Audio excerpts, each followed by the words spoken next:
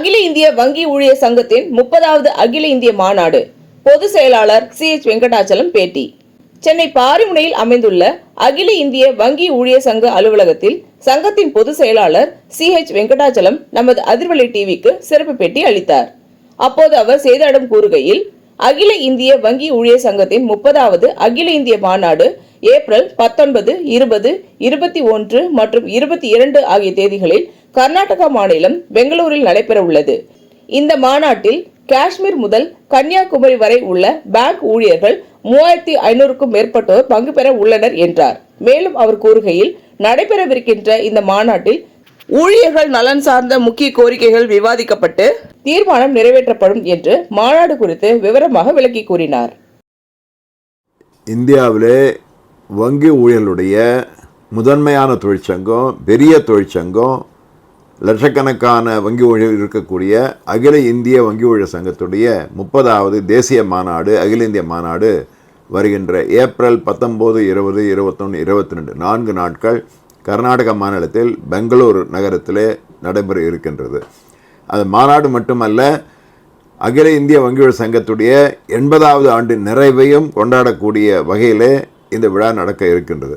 India முழுவதும் தேசியமயமாக்கப்பட்ட வங்கிகள், தனியார் வங்கிகள், அயல்நாட்டு வங்கிகள், கிராமிய வங்கிகள், கூட்டுறவு வங்கிகள் என்று எல்லா வங்கியிலிருந்தும் எல்லா மாநிலத்திலிருந்து, காஷ்மீரிலிருந்து கன்னியாகுமரி என்று சொல்லும் மாதிரியாக 28 சம்மேளனங்களிலிருந்து 3500க்கு மேற்பட்ட வங்கி ஊழியர்கள் பிரதிநிதிகளாக, பார்வையாளராக இதில் கலந்து கொள்ள இருக்கிறாங்க.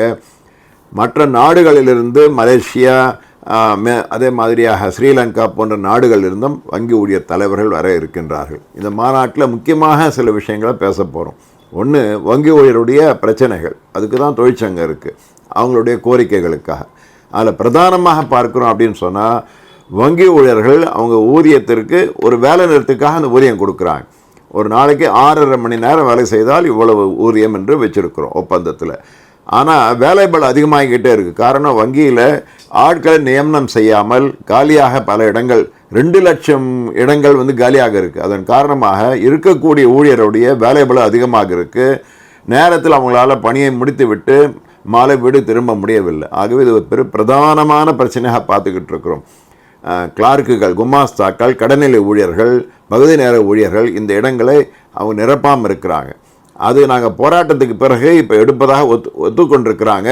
அதை முழுமையாக வங்கிக்கு தேவையானவர்களுக்கு ஆட்களை எடுக்க வேண்டும். இந்த பிரச்சனையை பிரதானமாக பேச இருக்கின்றோம். ரெண்டாவது, இந்த நிரந்தர பணிகளை இன்றைக்கு தனியாருக்கு ஒப்பந்த முறையில் இன்றைக்கு தாரை வார்க்கலாம் என்ற முயற்சி பண்ணுறாங்க. அதை எதிர்த்து நாங்கள் இன்றைக்கு அந்த மாநாட்டில் பேச இருக்கின்றோம். அது மாதிரி தற்காலிகமாக ஊழியர்களை பல ஆண்டுகளாக, 5 ஆண்டுகள் 10 ஆண்டுகளாக தற்காலிகமாக வேலை செஞ்சுக்கிட்டு இருக்கிறாங்க.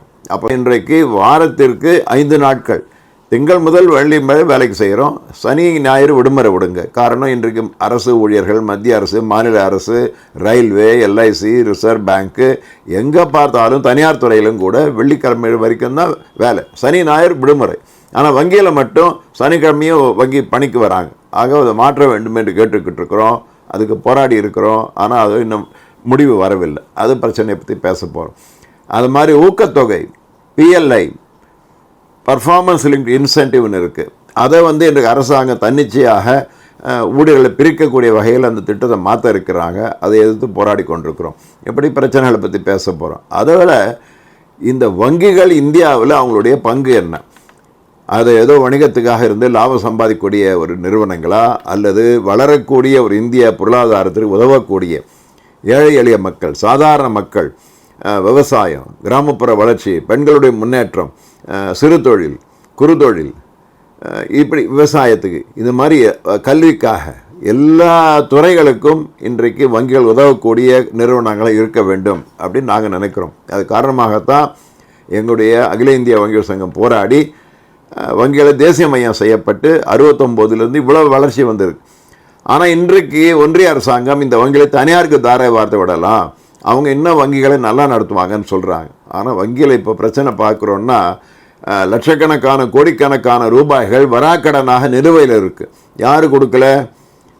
அரசாங்கத்துடைய நிறுவனம் இல்லை, எல்லாமே தனியார் நிறுவனங்கள், கார்ப்பரேட் நிறுவனங்கள். கிங்ஃபிஷர், மல்லையா போன்ற அல்லது ரிலையன்ஸ், அம்பானி போன்ற பெரிய பெரிய கம்பெனிகள் தனியார்கள் தான். அவங்க கடனை வாங்கிட்டு ஏமாத்துறாங்க. அப்போது அவங்கக்கிட்டே இந்த வங்கியை கொடுக்கலாமா? ஆக அது ஒரு மிகப்பெரிய பிரச்சனையாக வங்கிகளை தனியார் மயம் செய்யக்கூடாது. தனியார் வங்கிகள் இருக்குது, பல வங்கியில் பார்த்துக்கிட்டே இருக்கிறோம். HDFC வங்கி அதனுடைய தலைவரே அந்த வங்கியுடைய நடவடிக்கை சரியில்லைன்னு ராஜினாமா செய்திருக்கிறார். அப்போ தனியார் வங்கிகளை அரசுடைமையாக்கப்பட வேண்டும், அரசாங்க வங்கிகளை தனியார் மயம் செய்யக்கூடாது. இதை பற்றி பேச போகிறோம். அது மாதிரி வங்கிகளுடைய கடன் கொடுக்குறோன்னு சொன்னால் அது திருப்பி வரணும். இப்போ விவசாயத்துக்கு கொடுக்குறோம், திருப்பி வரவில்லைன்னு சொன்னால் அது மழையெண்ணெய் விவசாயம் இருக்குது, அதனால பிரச்சனை புரியுது. கல்வி கடன் கொடுக்குறோம், படித்த பிறகு வேலை கிடைக்கலன்னா மாணவனால் கல்வி கடனை திருப்பி செலுத்த முடியாது, புரிந்து கொள்ள முடியும். ஆனால் வசதி இருந்தும் மிகப்பெரிய கம்பெனிகள், முதலாளிகள் அவங்க பெரிய தொகையை கடனாக வாங்கிவிட்டு 10,000 கோடி 20,000 கோடி 50,000 கோடி ரூபா கடனை வாங்கிவிட்டு திருப்பி செலுத்தாமல் இருக்கிறாங்க. அவங்க மீது நடவடிக்கை எடுக்காமல் இருக்கிறாங்க, அது தள்ளுபடி செய்துக்கிட்டே இருக்கிறாங்க. இதையெல்லாம் நாங்கள் எதிர்த்து இன்றைக்கு இந்த மாநாட்டில் எப்படி போராட்டம் நடத்துவது என்று திட்டமிட போகின்றோம். காரணம், இந்தியாவில் மக்களுடைய பணம் தான் வங்கியில் இருக்குது. அரசாங்கத்தை பணத்தை வைத்து அரசாங்க வங்கி நடத்தலை. 225 லட்சம் கோடி ரூபாய் மக்கள் பணம், அதை வைத்து தான் இன்றைக்கு நாங்கள் வியாபாரம் செஞ்சுக்கிட்டு இருக்கோம் வங்கியில். அப்போ அந்த மக்களுக்கு எது நன்மை செய்ய முடியும், அதுக்கு எப்படி பாதுகாப்பு இருக்க முடியும், இதை பற்றி பேச போகிறோம். அதே மாதிரி வங்கியில் இன்றைக்கு ஊழியர்களுக்கு தொழிற்சங்க உரிமை என்பது ரொம்ப ரொம்ப அவசியம். ஆனால் இன்றைக்கு அரசாங்கம் பார்த்திங்கன்னா தொழிலாளர் சட்டங்களெல்லாம் மாற்ற இருக்கிறான். அப்போ தொழிற்சங்கத்தை துவங்க முடியாது, தொழிற்சங்கத்தை நடத்த முடியாது, தொழிற்சங்கத்தின் மூலம் போராட முடியாது. அதே மாதிரியாக ஒரு தொழிலாளி அப்படின்னு சொன்னால் இந்தியாவில் ரொம்ப ரொம்ப முக்கியமானது பணி பாதுகாப்பு. நிரந்தரமான வேலையாக இருக்க வேண்டும். அவன் ஒரு 20-30 ஆண்டுகள் பணி செய்து ஓய்வு பெற்ற பிறகு குடும்பத்தை பாதுகாக்க வேண்டும். ஆனால் இப்போது அந்த நிரந்தர வேலை என்பது போய்விட்டு அதுக்கு பதிலாக ஒப்பந்த ஊதியம், ஒப்பந்த வேலைன்னு சொல்கிறாங்க. இரண்டாவது, இன்றைக்கு பர்மனெண்ட் வேலை என்பது போக ஃபிக்ஸட் டேர்ம் எம்ப்ளாய்மெண்ட்.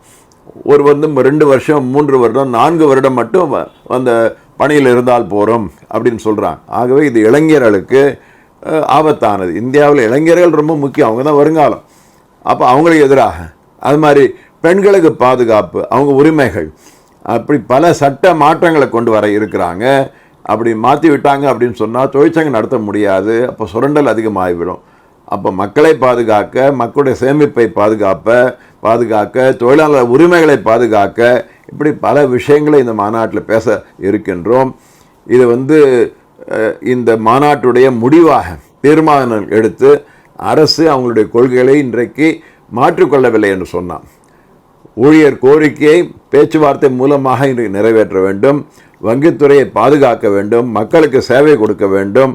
அதே மாதிரியாக தொழிலாளர் சட்டங்களை எல்லாம் தன்னிச்சையாக இவ்வாறு தொழிலாளருக்கு எதிராக மாற்றக்கூடாது. இதெல்லாம் இன்றைக்கு போராட்டங்கள்லாம் முடிவு எடுப்பதற்காக இந்த மாநாடு இருக்கின்றோம். இதற்கு தமிழகத்திலிருந்து சுமார் 400க்கு மேற்பட்ட பிரதிநிதிகள், பார்வையாளர்கள் கலந்து கொள்கின்றார்கள். எல்லோரையும் வருக வருக என்று வரவேற்கிறோம்.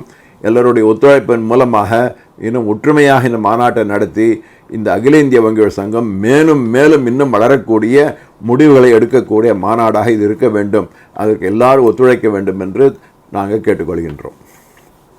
இந்த வீடியோ உங்களுக்கு பிடிச்சிருந்தா லைக் பண்ணுங்க, கமெண்ட் பண்ணுங்க, ஷேர் பண்ணுங்க, சப்ஸ்கிரைப் பண்ணுங்க.